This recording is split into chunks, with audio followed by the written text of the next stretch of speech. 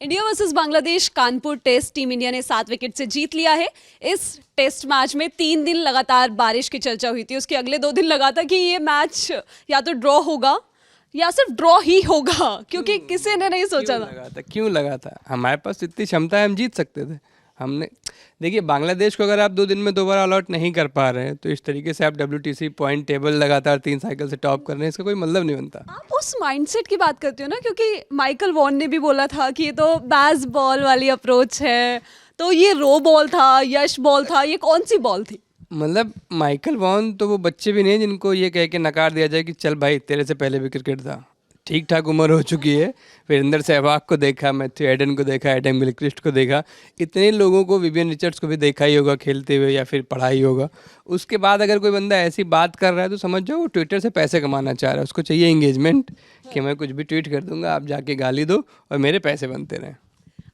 और ऐसे रिएक्शंस ना पाकिस्तान से भी आए थे कि मतलब ओहो, इंग्लैंड ने क्या रिवाइव किया है टेस्ट क्रिकेट को 30-40 साल बाद वापस। इस तरीके से 30-40 बोला था, ऐसे ही कुछ कहा था कि इतने टाइम बाद वापस Ben Stokes, Brendon McCullum, thank you so much.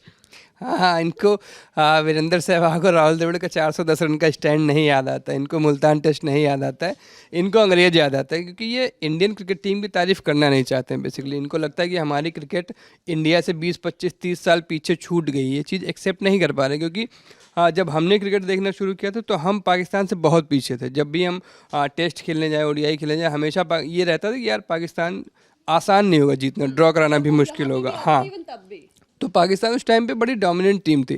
लेकिन फिर जिस तरीके से हमारी क्रिकेट रिवाइव हुई, एक कैप्टन आया था, विराट कोहली करके नाम था उसका, और रवि शास्त्री के साथ मिलकर, उससे पहले ये अटैकिंग ब्रांड ऑफ क्रिकेट इस पूरे न्यूज रूम में किसी ने नहीं देखी, क्योंकि इंडिया की तरफ से सहवाग अकेला बंदा था, अकेला बंदा था। मैं एक टीम की बात कर रहा हूँ कि इस टीम से आप एक्सपेक्ट कर सकते हो। जैसे कि कल जब हम ऑफिस आ रहे थे तो मैच देख रहा था, एक सिक्योरिटी पर्सनल था बाहर, तो बोला भैया अब तो ड्रॉ होगा। मैंने कहा भाई ड्रॉ नहीं होगा, रिजल्ट आएगा, हम जीतेंगे इस टेस्ट को।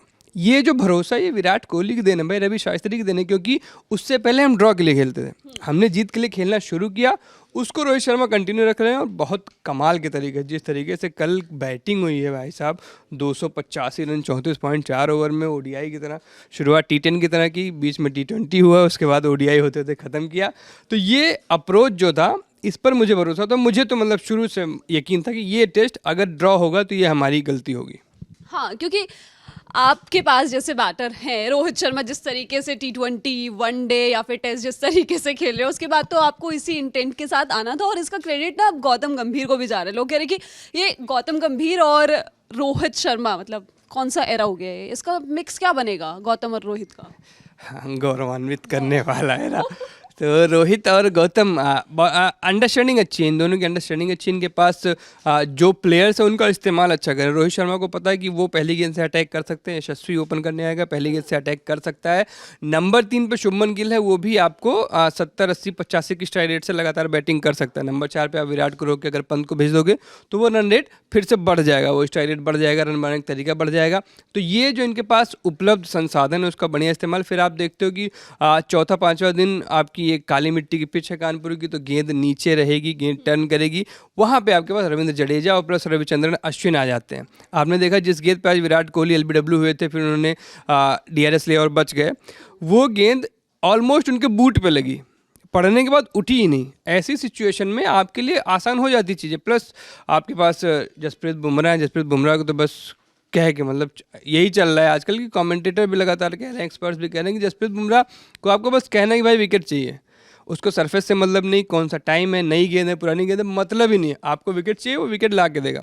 ऐसा पोटेंट बॉलिंग अटैक अगर आपके पास है और साथ में ऐसी बैटिंग आपके पास है तो 2-2.5 दिन बहुत है यार बांग्लादेश को हराने के लिए। आपको याद होगा जब टीम आई थी टेस्ट की, हमने यहीं पर डिस्कशन किया था, मैंने कहा था ना ये दोनों टेस्ट 8 से 9 दिन चलेंगे, 10 दिन पूरे नहीं जा रहे। मैंने आपको कहा था कि ये वाला टेस्ट 3 दिन चलेगा, आप राजी नहीं हो रहे थे। आपने बोला था कि नहीं 4 दिन तो कम से कम जाएगा, और मैंने आपको तभी बोला था कि नहीं 3 दिन।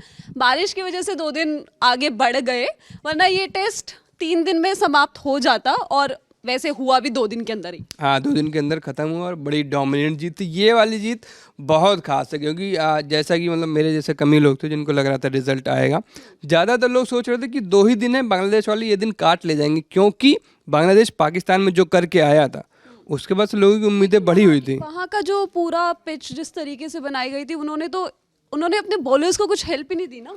वो क्रिकेट खेल ही क्यों रहे हैं, उनको हॉकी भी खत्म हो गई, उनकी क्रिकेट भी खत्म हो गई, एथलेटिक्स में कभी थे नहीं, फुटबॉल टीम उनकी फीफा से आपको दूसरे साल बैन हो जाती है। भाई Arshad Nadeem once in a lifetime वाला बंदा है, हमारा बंदा 2 बार जीत चुका है लगातार ओलंपिक मेडल, तो ठीक है अरशद नदीम भी अच्छा कर रहा है, लेकिन as a sporting nation Pakistan बुरी तरह से फेल है, कुछ बचा नहीं है। तो लेकिन फिर भी जिस तरीके से वो हारे थे लगातार 2 टेस्ट एक ही जगह पे, आप अपनी ही पिच को नहीं रीड कर पा रहे, आप अपना ही कॉम्बिनेशन नहीं बिठा पा रहे, तो उसके बाद बांग्लादेश से उम्मीद थी कि 3 दिन तो खींच ले जाएंगे आराम से, लेकिन वही हुआ भाई। फिर जैसा कि अभी हम लगातार रेंट कर ही रहेंगे, हमारी टीम इस समय पूरी दुनिया की बेस्ट है, लगातार 2 WTC हमें जीतनी चाहिए थी, लेकिन फिर हमारे महान कप्तान ने जैसा कि कहा था कि आधे घंटे की खराब क्रिकेट 1 घंटे की खराब क्रिकेट हमारा काम खराब कर देती है।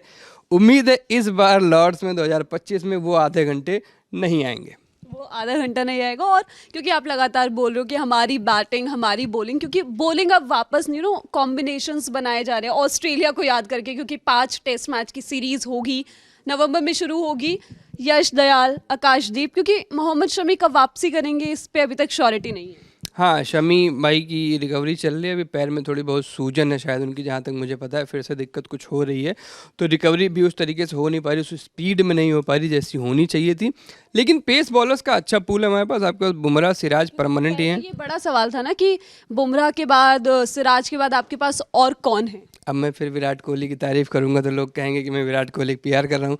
Pace bowling attack Virat Kohli का बनाया हुआ है। पिछले 3 से 5 साल में उस बंदे ने जिस तरीके से पेस अटैक पे काम किया, बॉलिंग कोच भरत अरुण का बड़ा योगदान है, हम उनको अक्सर ही भूल जाते हैं, नेगलेक्ट कर देते हैं जो साथ के लोग होते हैं, लेकिन भरत अरुण, विराट कोहली, रवि शास्त्री और सिलेक्शन कमेटी भी, क्योंकि अगर आप प्लेयर दोगे ही नहीं तो कैसे होगी। तो विराट कोहली ने ये जो पूल बनाया है पेस बॉलर्स का, उनको साथ मिला सेलेक्टर्स का, उस टाइम के कोच का, बॉलिंग कोच का और BCCI का, क्योंकि होता है ना कि जब आप बैक करते हो किसी प्लेयर को तो उसमें आपको बहुत लोगों का साथ चाहिए होता है। जैसे गांगुली का किस्सा है ना कि हरभजन सिंह के लिए धरने बैठ गए 2000 वाली सीरीज से पहले जब ऑस्ट्रेलिया आई थी इंडिया टूर पे, फिर भज्जी ने जो करा, तो इस तरीके का विराट कोहली ने भरोसा दिखाया। आप देखोगे कि उस टाइम पे हमने कितने पेस बॉलर्स यूज किया, आप इतने पेस बॉलर्स एक साथ इंडिया सेटअप में मैंने बहुत कम देखे। आप नटराजन का नाम लो, आज भले चर्चा से बाहर है। सिराज ने जब डेब्यू किया तो वो डेब्यू करते हैं ऑस्ट्रेलिया में और अगले ही टेस्ट में वो पेस अटैक के सबसे सीनियर बॉलर होते हैं। तो इस तरीके का जो भी आपके पास पेस अटैक था उसका बढ़िया इस्तेमाल किया। यंग अटैक है, मतलब बुमराह को हटा दिया जाए तो उसके अलावा अब आकाशदीप, बुमराह भी 31 के ही हैं, अब 30 पहुंच रहे हैं अब तो, अब 30 वही। हाँ, लेकिन प्राइम पे पहुंच रहे हैं बुमराह। और अब 30 वाले युवा होते हैं। युवा नहीं होते हैं, लेकिन सीनियर भी इतने नहीं होते हैं कि आप उनको इस तरीके से कहें कि उनको छोड़ के बाकी सारे युवा। तो रोहित, विराट सीनियर्स। हाँ, युवा टीम में 3 सीनियर्स हैं, रोहित, विराट और आपके अश्विन अन्ना। अच्छा, बुमराह सीनियर है। बुमराह सीनियर, मिड लेवल के सीनियर हैं, बस उस पड़ाव पे जाने वाले। हाँ, अभी 2-3 साल और है, 2-3 साल और प्राइम पे रहेंगे बुमराह। और जिस तरीके से वो बॉलिंग कर रहे हैं, मतलब कमाल है। ऐसी पिच जहाँ पे आपको कुछ नहीं मिल रहा भाई, ये ग्रिप ऑफ स्पिन डाल देगा उसमें कुछ उन्होंने। आप इंडिया वर्सेस इंग्लैंड सीरीज याद करोगे तो उधर भी, और जिस तरीके से मुशफिकुर को आउट किया ना, और वैसे ही एक आउट इंग्लैंड सीरीज में भी किया था, और अश्विन ने उस टाइम बड़ी तारीफ की थी। हाँ, कमाल की करी थी। और जिस तरीके से अश्विन अन्ना तमाम प्रयोग करते हैं, वैसे ही बुमराह का आप देखो तो बुमराह आपको लगेगा पेस फेंक रहे हैं, लेकिन वो भाई ऑफ स्पिन डाली थी जिसपे वो बोल्ड हुआ है। मुझपे सोचा आखिरी बॉल है लेंथ से पहले कि चौका मार देता हूँ और निकल के जाता हूँ, भाई ने ऐसा ऑफ स्पिन डाली उतना भागते हुए आके क्योंकि आपके दिमाग में चल रहा था ना आपको ग्रिप क्या रखनी है, आपको बॉल लैंड कहाँ करनी है, इतना सारा कैलकुलेशन करते हुए बंदा आता है। और जब अगले को लगता है 140 की स्पीड से आ रही होगी, कोई कटर आ रही होगी, कोई कुछ आ रही, कोई इन स्विंगर आउट स्विंगर आ रही या रिवर्स स्विंग हो रही है, तो अब पता चला कि ऑफ स्पिन आ गई।